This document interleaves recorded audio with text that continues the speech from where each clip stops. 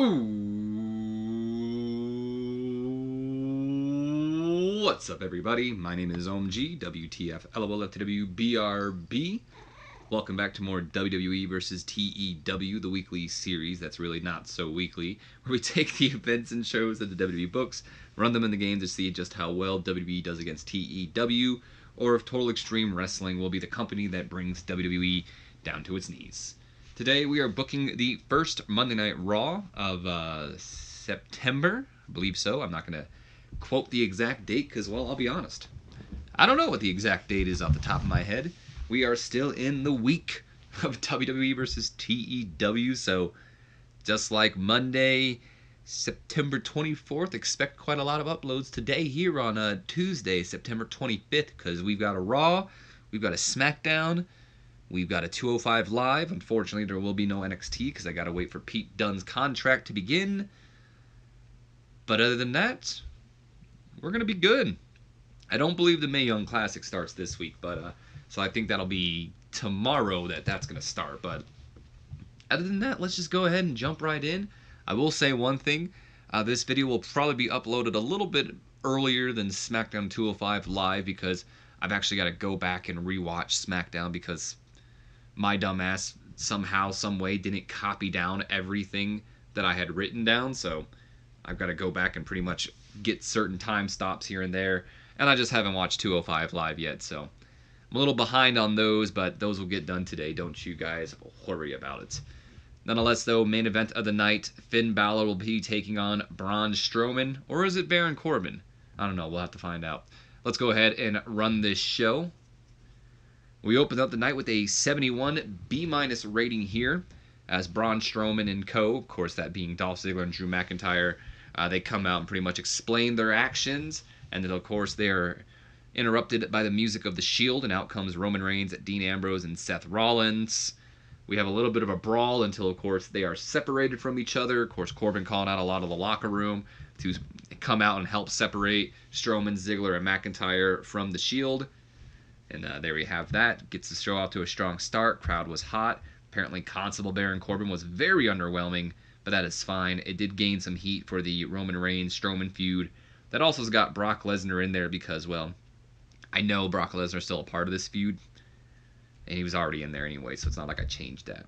I just figured, why take him out if we know he's still in the feud? 52 D+ rating as we hype up the fact that Shawn Michaels returns to in-ring action tonight, and the Bellas... Well, no, that was incorrect. No, Shawn Michaels does not return to in-ring action. Do not quote me on that. He returns to Monday Night Raw tonight. Does not return to in-ring action, but the Bellas do return to in-ring action, at least... That's a kinda. If you guys followed my Twitter, you'd know something might be up with Brie Bella, so I'll get to that once we go to the match. But, yep, HBK returns tonight to give his opinion on the Triple H Undertaker match that'll take place at the Super Showdown in Australia. And the Bellas return to in-ring action as they will face the Riot Squad. 66 C+ rating as we get a recap of the opening brawl that we just saw not too long ago between the Shield and Strowman, Ziggler, and McIntyre. And then afterwards, 70 C+ as Roman Reigns, Dean Ambrose, and Seth Rollins are all loaded in the back of what looked to be an ambulance. Maybe it was a SWAT truck. I don't know. I thought it looked like an ambulance, though. And they're arrested. They are taken off the premises, off the grounds or the arena, whatever. They are arrested as Constable Corbin just kind of waves goodbye to them. We have our opening match of the night. And you might notice something. That is Trish Stratus. That is not Brie Bella. It was supposed to be Brie Bella, but well, let me tell you guys something. As I was going to book this match, Brie Bella wouldn't pop up, so I was like, all right, well, why is this? Well, it's because she was being pushed as a manager. So I was like, whatever, I'll just push her as a women's division, and I'll fix that problem. But here's something I must have missed. When I was going over the contracts and all that BS when I was fixing this, Brie Bella's contract states that she is not contracted to compete in ring. And while it was too late for me to kind of fix that here, I have gone ahead and fixed it. I lowered her contract. I'm offering her a pay-per-appearance for now. That way I can get her in the ring as soon as I can. We'll probably offer her a written contract a little bit after she signs her pay-per-appearance. That way she appears on television, and I don't have to worry about, any other BS of, her not being able to wrestle or something, and the written contract might be taking longer. I don't know. But yeah, I have to wait for Brie Bella to pretty much sign the new contract so I can get her to compete before Hell in a Cell, I might add. So I figured since Trish is going to be competing at the Evolution pay-per-view, we might as well help her get a little of that ring rust out of her system and have her team with Nikki Bella tonight, because Brie Bella's too good to compete in the ring, apparently. So we have a poor matchup here of Nikki Bella and Trish Stratus going over the Riot Squad, of course, that being Liv Morgan and Sarah Logan. Yeah, that's the right names. I always confuse their names for some reason. And 11 minutes, 22 seconds after Nikki Bella goes over Liv Morgan with the rack attack. So that's correct. Nikki did win the match and all that. So Brie Bella not being here doesn't really affect us all that bad. But at the end of the day, it's what I had to do. I thought about maybe making this a one-on-one match, but I figured, you know what? Let's just give Trish the shot here and help her get a little bit of that ring rust out, which apparently she needs, because you can look at that in-ring performance. That is not good. It also could be something to do with her popularity, though. I don't know if I've helped out Trish's popularity or anything. So let's go ahead and we'll list that as well, because if it is a popularity thing, I do want to change it before the pay-per-view. But if it isn't a popularity thing and it just comes down to her skills, I might as well look at her skills too. But she is older, and she hasn't been in the ring, so her skills should have deteriorated quite a bit, if you ask me. Brie Bella was ringside for this match, so she still was out there, so she did some good work ringside, I guess. Nikki Bella apparently carried this match in terms of in-ring performances, and if you look at the in-ring performances, you can definitely tell. Trish Stratus was really off her game, so that shows that she can do better, as can Liv Morgan, who was apparently off her game as well. And we might have known this already, but I don't believe the game gave me the notification when I booked them, so maybe I told it not to. I don't remember. But Liv Morgan and Sarah Logan apparently don't work well as a team, and their timing is all over the place. That is something that we're just going to have to roll with, though, because, well, obviously WWE is continuing to push these two as a team, so we're going to have to do it. Nikki Bella shown in this match, and you can tell by her in-ring performance of a 70, definitely outperforming everybody else here. Her popularity definitely has something to do with that, though. Trish Stratus with an in-ring performance of a 37, Sarah Logan with a 38, and Liv Morgan, the worst of the match, to nobody's surprise, with a 31. Nikki Bella's improving in her technical as well, so Nikki's still making improvements.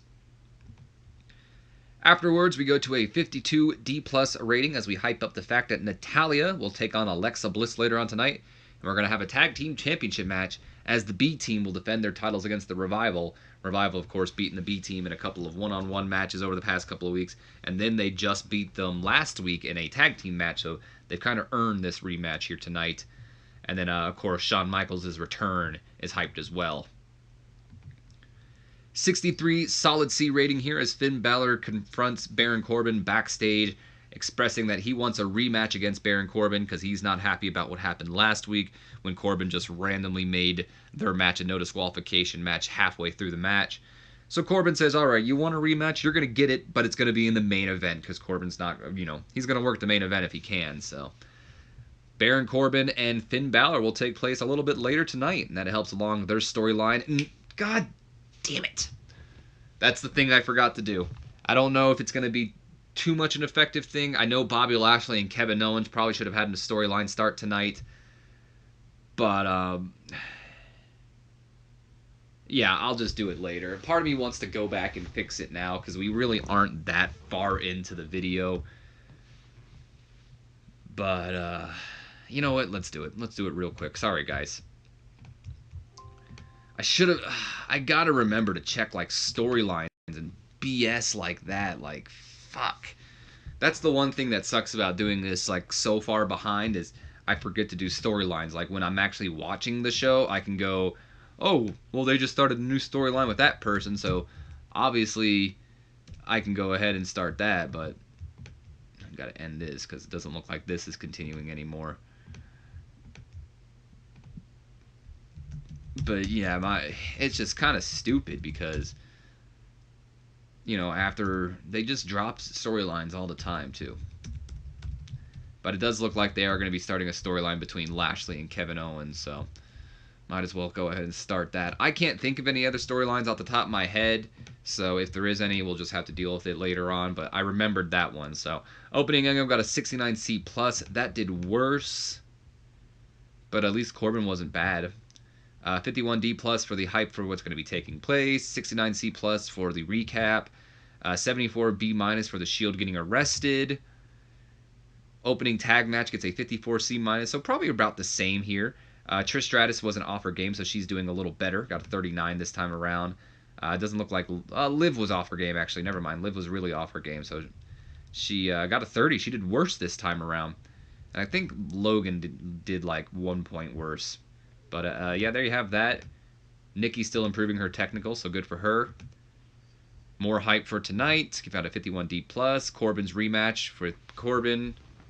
I said Corbin's rematch with Corbin. Balor's rematch with Corbin got a 65 solid C. And now we're back, so I'm pretty sure we're good. If I forgot any other storylines, that's my bad, but I don't think I did. But if I did, I'll correct it later. But that's the one thing that sucks about having to book these kind of far behind, is I forget when a new storyline is added or if I've already added it or not. So I've got to remember to do that, though. That's bad. 56C- as we hype up the fact that Finn Balor will take on Constable Baron Corbin tonight in our main event. 65 solid C rating here as Chad Gable. What? Oh, I guess we've got to force Chad Gable's turn. Great. Chad Gable and Bobby Roode apparently are forming a tag team. Let's go ahead and change Chad Gable to a face. It's going to go completely bad because of too many turns, but it's just what we got to deal with for now until we catch ourselves back up to the way that people are supposed to be. So that sucks for Chad, but whatever. So Bobby Roode and Chad Gable now forming a tag team apparently. 46 solid D. As before we get our first match with Gable and Roode's new team, the Ascension cut a quick little pre-match promo on them, just kind of bragging about how they've never teamed with each other and this should just be a cakewalk for the Ascension. And then afterwards we go to our tag team match. First time ever Bobby Roode and Chad Gable are teaming with each other. 57 C- rating here, and about that had subpar wrestling and little heat to it. Bobby Roode and Chad Gable go over the Ascension in 5 minutes 51 seconds after Chad Gable beats Victor with a bridging German suplex. Victor with an in-ring performance of a 46. Connor with a 45, the worst of the match. Chad Gable with a 52. Bobby Roode with a 58. So not too bad, honestly, from everybody here. They performed about just what you would expect. This is an interesting storyline. I don't really know why Bobby Roode and Chad Gable are being paired with each other. They really don't have a reason to be paired with each other, but except for the fact that they're not doing anything, so let's just put them together as a team. Part of me feels that this might lead to Roode turning on Gable, but another part of me feels like this is just what they're doing. They're just a team now. Accept it. Victor's improving in his Rumble skills, so good for him. 49 D+ rating as we see Elias backstage. I don't remember what he was doing. He was probably yelling at somebody or whatever, but Elias is backstage getting ready to perform pretty much. And then a 61 solid C rating here as Elias comes out to perform. He badmouths Trish Stratus. He badmouths Ohio until finally Ohio's own Alexa Bliss makes her way down to the ring, of course, alongside Mickie James and Alicia Fox. She kind of plays it off at first that, you know, I'm from Ohio and you're talking trash about Ohio, but then she completely turns it around. But everything you're saying is true, and I would know it because I'm from Ohio pretty much. And she kind of hits on Elias. Her and Elias both take turns, taking jabs at Ohio and Trish Stratus and Ronda Rousey and whatnot, until eventually Ronda Rousey interrupts them, and followed by Natalya getting ready for our matchup here. So 61 solid C there. Angle got the crowd hotter. Rousey was a real star in the segment. Alexa Bliss and Trish Stratus' feud continued along. I should probably add Ronda to this feud just to kind of like keep it going. I mean, even though that means her feud with Trish would kind of be taking a back burner, but we could always just take Rousey out of the feud and keep it along with Trish. But I feel like Rousey should at least be added to here. So, I mean, the match at Hell in a Cell has some heat to it at least, We have our matchup, though, 52 D+ rating in an extremely short matchup here. Alexa Bliss goes over Natalya in 4 minutes, 17 seconds by submission, making her tap out. Mickie James and Alicia Fox interfering in the match, attacking Natalya when they can. And it helped because Alexa Bliss able to pull out the victory here tonight. James doing some good work ringside. Ronda Rousey doing some good work ringside. Alexa Bliss with an in-ring performance of a 45. Natalya with a 57. Good stuff, Natty. And Natty's still improving as well, improving in her performance. Natalya's like my favorite female wrestler today, so gosh, she's always been so great. I've been a huge fan of the Hearts myself, and Natty's great. Like, she's just really good. I mean, look at that in-ring performance. She doesn't get pushed, and she still does really good. Like, that's almost a 60. Pretty much the same, almost around, well, no, Nikki Bella got a 70, but she's also way more popular than Natalya as well. Just a big fan of Natalya. That's all I am. 59, solid C rating here, as afterwards, Alexa Bliss and company, Mickie James and Alicia Fox all try to take out Ronda Rousey, but you can't take out Ronda Rousey. You can't take out the baddest female alive. And they don't. Rousey just, fights them all off and chases them off as she stands tall in the middle of the ring because she's a badass. 59 solid C for that. And see, that's what I'm talking about. That right there should have progressed along the Alexa Bliss storyline with Ronda Rousey, but because it's Alexa and Trish, it doesn't. And that's something I've got to fix. Again, storylines. Got to fix them. 69 C+ rating as we get a recap of the opening brawl from tonight, of course, between Strowman, Ziggler, and McIntyre between the Shield, and then the Shield, of course, being arrested right afterwards. 61 solid C rating here as Braun Strowman, Ziggler, and Drew McIntyre enter the office of Constable Baron Corbin, the acting general manager. Braun wants some competition tonight, as does Dolph and Drew, and because the Shield is gone, Dolph's not really going to get his Intercontinental Championship match, so him and Drew pretty much wanted a tag team title match, and Baron tells him straight up, look, any other night I could do that, but we already have a tag team title match scheduled for tonight with the Revival and the B team. Drew and Dolph then bring up the fact, oh, well, what if the B team can't make it? Or not the B team, what if the Revival can't make it to the ring? And then Corbin says, well, then I'd have to probably find some substitutes. And that gives McIntyre and Ziggler the idea of, okay, well, I think I know what we're going to do. And then Strowman, of course, still just stepping up, wanting some competition, and Corbin just promising Strowman he'll find him somebody. So there we have that, the new stable between Strowman, Ziggler, and McIntyre kind of running roughshod over on Monday Night Raw right now. 52 D+ as we hype up the tag team title match that will take place later on tonight between the Revival and the B team. And of course, Shawn Michaels returns. We can't forget that. Backstage, we get a 56 C- as Charlie Caruso is interviewing Scott Dawson and Dash Wilder about their upcoming tag team title match.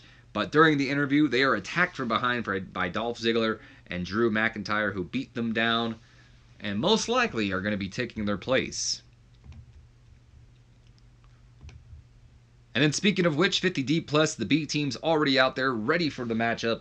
But instead of the Revival coming out, it is Dolph Ziggler and Drew McIntyre. And might I say, they missed an opportunity here. They had the Revival's music going off. They were playing the Revival's music. And I thought that they were just going to, do that stupid record scratch thing right in the beginning of Dolph Ziggler's music to start his music. But no, they stopped the Revival's music. So there's no music playing, right? And we're just kind of sitting there in silence for a bit. And then Dolph Ziggler's music plays. It would have been so much better if you would have kept the Revival's music playing, and then you have that record scratch just to have Dolph Ziggler. It just would have been better.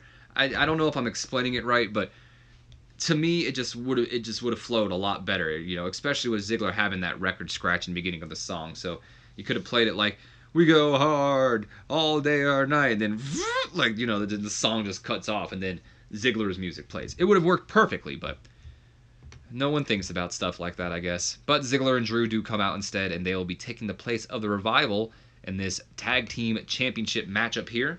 We jump into the matchup. 67 C+ rating here in a decent matchup. Drew McIntyre and Dolph Ziggler make the most of their opportunity here tonight, and they defeat the B team in 10 minutes, 7 seconds after Drew McIntyre defeats Curtis Axel with the Future Shock DDT, and thus Drew McIntyre and Dolph Ziggler are your new WWE Raw Tag Team Champions, beating the B team in the process. So McIntyre with an in-ring performance of a 62, Dolph Ziggler with a 67, Curtis Axel with a 56, and Bo Dallas with the worst performance of the match with a 50. Ziggler's improving in his Rumble, and Drew's improving in his Technical, so good stuff for the new champs. And then afterwards, guys, we have part 2 of John Cena and Friends Episode 2, featuring Stone Cold Steve Austin. If you'd remember, last time, we were on this. Ric Flair got John Cena drunk. He left him at the bar alone because he was going to walk off with some ladies. Cena, he's drunk. He's at a bar. Bumps into the wrong person. He bumps into the Texas Rattlesnake. This is not Cena's, comfort zone. He's trying to apologize. Stone Cold's not the guy to apologize to. He's whatting him. And we left you guys off on a cliffhanger. We left you guys off. The brawl between Stone Cold Steve Austin and John Cena was just about to happen. And this episode, it's like Dragon Ball Z, baby. You ever see those episodes where they just kind of cliffhang you until finally we get to the fight, and the fight happens, and the fight's just... Well, if I'm being honest, the fight's not as badass. Like, it kind of cuts off with a lot of dialogue going on during the fight. We're not actually seeing the fight. But, you get what I'm going at. We're here at the fight. The fight's going on. John Cena, Stone Cold Steve Austin. We're in a bar. There's pool sticks being used. Pool balls, tables, beer bottles, dart boards, randomly set up pipes on the side there. All the fun stuff. They're brawling back and forth. They bump into some meathead who's just not having it. And the meathead kind of picks up both Stone Cold and John Cena by the throats. And what does Stone Cold and John Cena do? They kick the dude in the gut. They hit a double Stone Cold John Cena stunner on him because John Cena also does that springboard stunner. And they both kind of look at each other because they both thought the same move and work together. They have a good laugh. Stone Cold buys John Cena a beer, and that's the end of part 2. They're laughing, chugging beers together. And part 3 will be taking place on SmackDown. But there we have it. We have a big old brawl until some big old meathead gets involved and shows that John Cena and Stone Cold really aren't as different as you would think. Austin getting better at his gimmick. What an episode of John Cena and Friends, guys. What an episode. 97 A-star. 53 C- rating as we come back from John Cena and Friends. And Finn Balor versus Baron Corbin still being hyped for the main event tonight. And then backstage, 56 C- here. The whole meme that everyone was making. The authors of pain are walking towards the ring. But what's interesting here is right in between Akam and Razor, there's a little itty-bitty DMGM over from 205 Live. Drake Maverick with his own little Authors of Pain gear.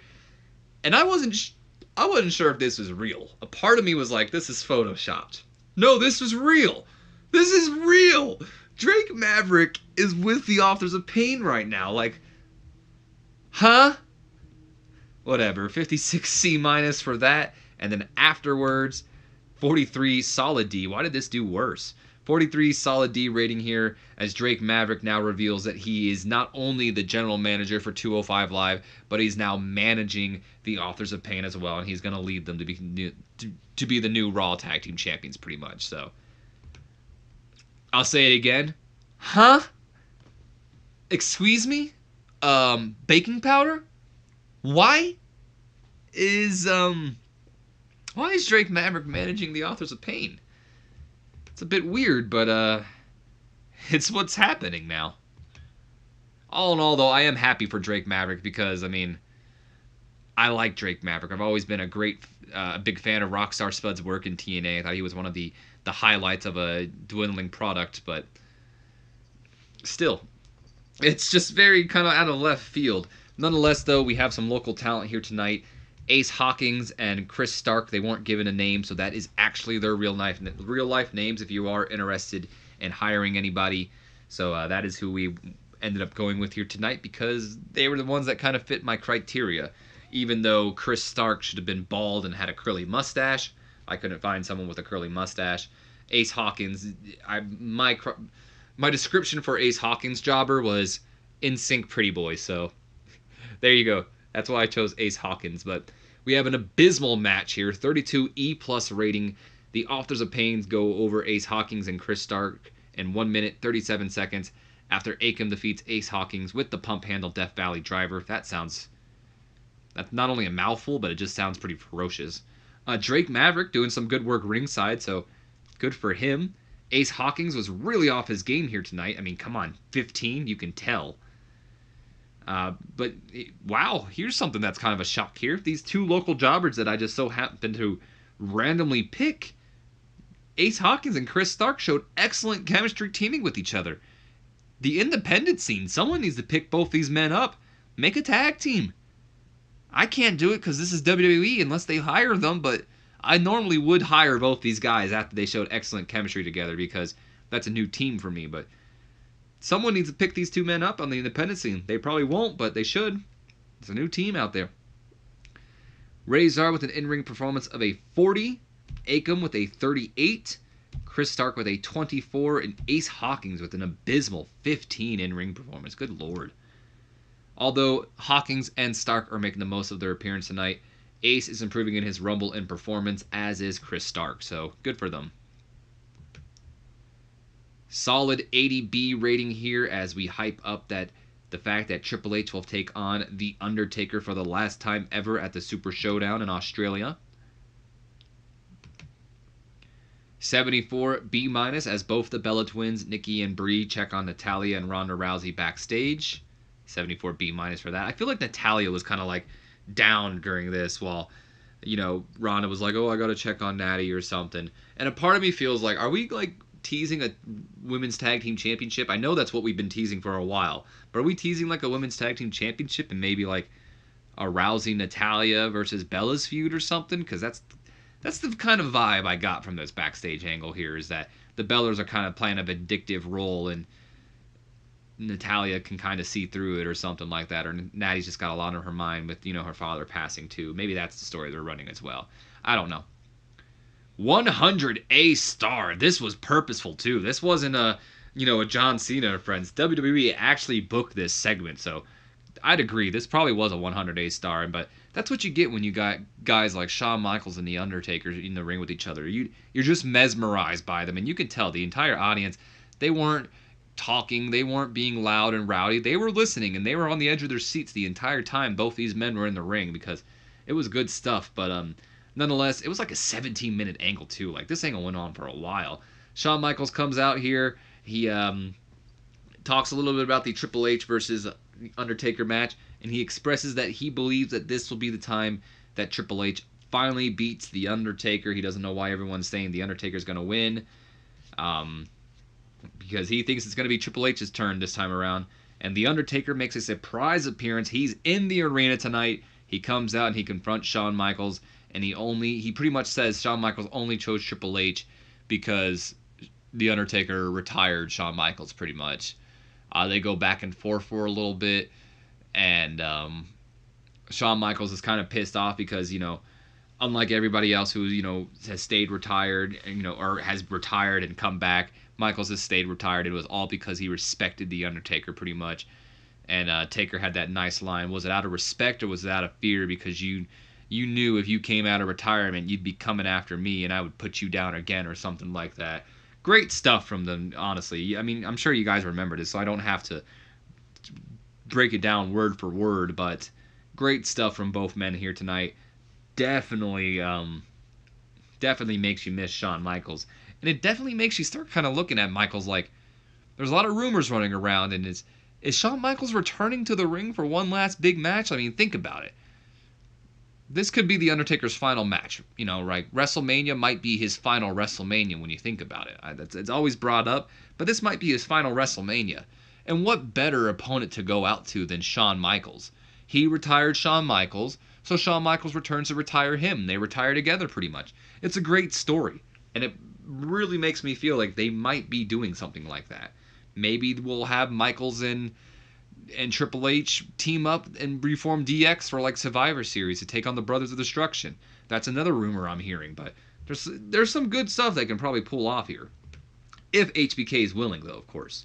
But I'd imagine if Undertaker gave him his blessing saying like, I want you to be my last match, I'm sure Shawn Michaels would be like, all right, let's do it. Let's have one more run. It did deserve better announcing, though. Crowd was hot for this, though. Taker was good. Gained heat for Triple H and The Undertaker. Michaels improving in his acting. All in all, good stuff all around. Good stuff all around.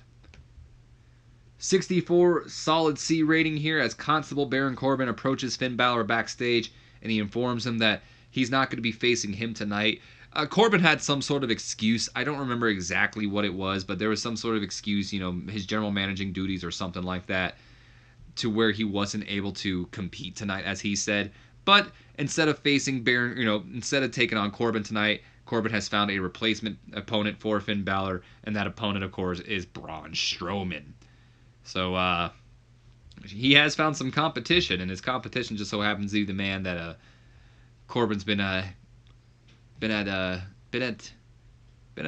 don't know the word I'm trying to look for, but they've been feuding. There you have it.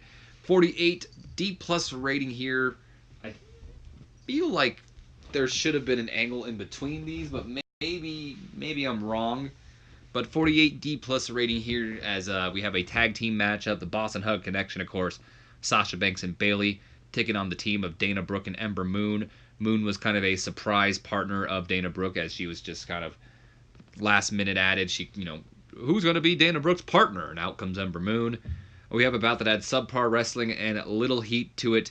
The Boss and Hug Connection going over Dana Brooke and Ember Moon in 4 minutes 41 seconds when Sasha Banks defeats Dana Brooke with a fast roll-up. So that's the storyline. I knew there was a story I forgot to start, and it was this one. I wanted to start a Titus Worldwide, like, splitting up storyline, because that's kind of what it seems like we're going at here. But I'll have to get to it another time, I guess. I feel like it happened after this, too, where Dana was, like, pretty much fed up and saying she was done with Titus Worldwide. But anyway, Titus doing some good work ringside. Of course, he is not suited to his gimmick, something I might have to change. I haven't looked at it yet. Sasha Banks with an in-ring performance of a 61. Good for her. Bayley with a 60, just 1 point below Sasha. Ember Moon with a 39, and Dana Brooke with a 34. Now, mind you, I did have Dana Brooke be protected. She did look pretty good in this matchup, so I figured, we should try to hide Dana Brooke's skills as much as we can as well. I feel like that's what WWE is doing, and kind of like protect her as well. So I did have her protected, so that might have boosted up as well. I'm not entirely sure. No worker improvements, though. 61 solid C rating as we hype up the fact that Finn Balor would be taking on Braun Strowman. But if you saw the match card and you weren't listening to the commentators actually talk, the match card read Finn Balor versus Baron Corbin still, but the color commentators were saying that it was Balor versus Strowman, so I thought that was kind of interesting. 61 solid C here, and I forgot to mention to everybody, this is the week that Renee Young officially joined the Raw commentary table. So Jonathan Coachman has been taken off the Raw commentary table. Renee Young has been added. So Young has been on commentary for the entire night, if you guys are curious. And she will be moving forward unless, of course, WWE changes something on me. 61 solid C rating as Charlie Caruso approaches Bobby Lashley backstage, who's outside the office of Constable Baron Corbin, pretty much reading a note that was given to him by Corbin. And apparently, he's got to take meditation classes, taught by Jinder Mahal, our modern-day yoga teacher or whatever, meditation teacher, modern-day meditation Maharaja or something. I don't know. Because Bobby Lashley has anger management problems. So there you have that. 61 solid C rating for that. We go into the meditation angle afterwards, I believe. 65 solid C rating here. Bobby Lashley's meditation class with Jinder Mahal. Lashley's just making a joke of it, of course, with his man, Jinder Mahal, and his man, Sunil Singh, who's not happy when Bobby Lashley smacks him on the back pretty hard. They do the whole Shanti. And eventually, while this is all happening, Kevin Owens, who quit last week, makes his surprise appearance here tonight and attacks Bobby Lashley from behind. And I mentioned in the Monday Night Raw video from, last week's Raw, that I thought it was a great angle of Kevin Owens quitting, and I thought this was, an interesting idea. And then they completely just muck it up by, having Kevin Owens randomly attack Bobby Lashley here tonight.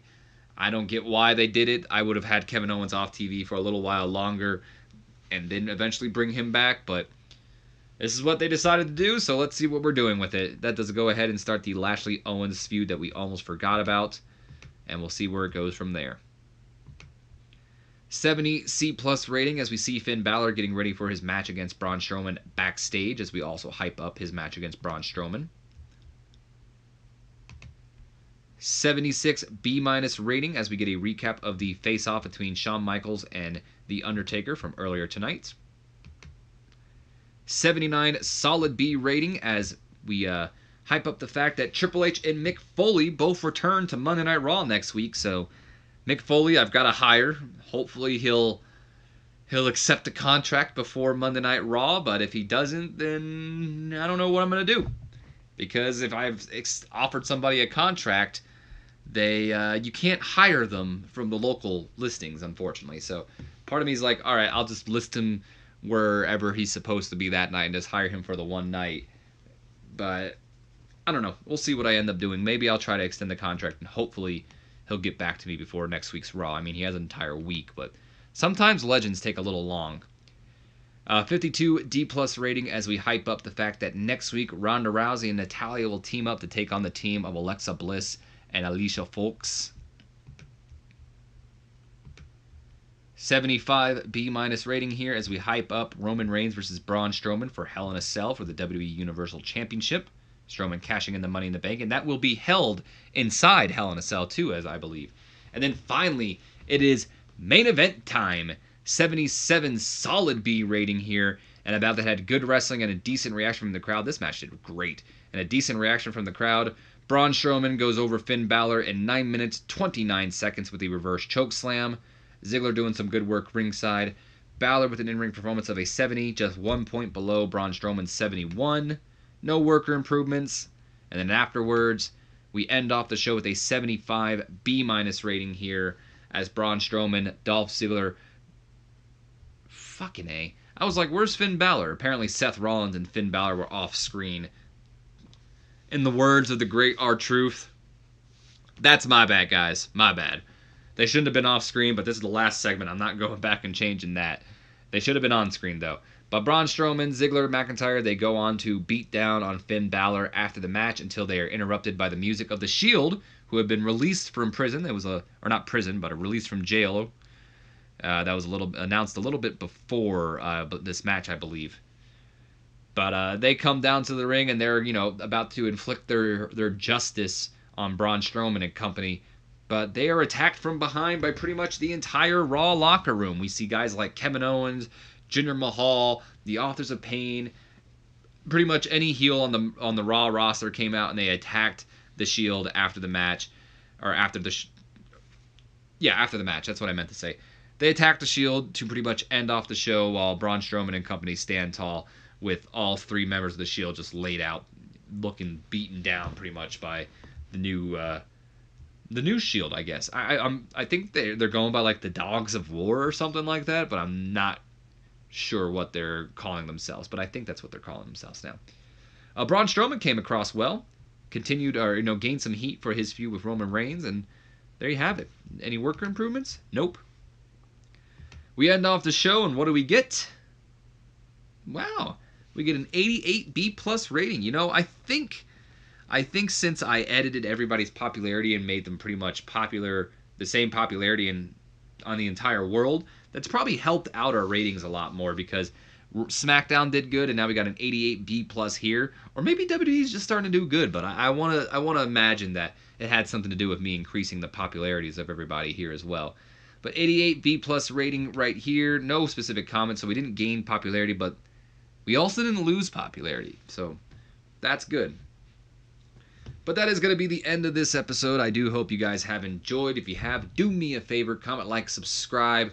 Don't forget to hit the bell icon because apparently that's been helping out a lot more. I guess YouTube's not notifying people of videos that are uploaded or not. I've never really had much of a problem with this. I've never really noticed much of a problem with it on my videos, and I've never noticed much of a problem with it in my subscriptions either. I usually see the people I watch, so I've never really noticed it, but apparently there is a thing going on. So if you want to make sure you check out most of my videos, make sure you hit that bell icon. Well, it'll notify you whenever I upload. Shut the fuck up, Naughty. I was just about to do my outro. How are you going to interrupt me like that, dude? Anyway, my name's been OMG WTF LOL BRB. I will see you guys for SmackDown today. It should be uploaded a little bit later than Raw because I still got to go back and rewatch a couple things. But SmackDown, 205 Live, they will be uploaded today. And yeah, I'll see you guys later. Have a good one.